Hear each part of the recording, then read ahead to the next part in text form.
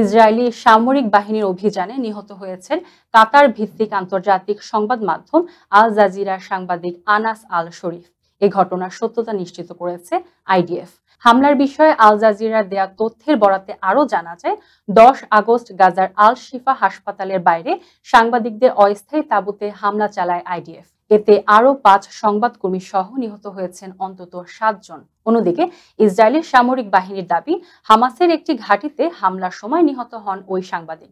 তার বিরুদ্ধে হামাসের সাথে সম্পৃক্ততা ও ইসরায়েলি সেনা ও দখলদারদের উপর হামলার পরিকল্পনার অংশ হিসেবে কাজ করার অভিযোগ তুলেছে আইডিএফ, যা তীব্রভাবে প্রত্যাখ্যান করেছে আল জাজিরা সহ অন্যান্য বেশ কয়েকটি সংবাদ মাধ্যম। এই ঘটনার তীব্র নিন্দা জানিয়েছেন ফিলিস্তিনের বহু গণমাধ্যম কর্মী।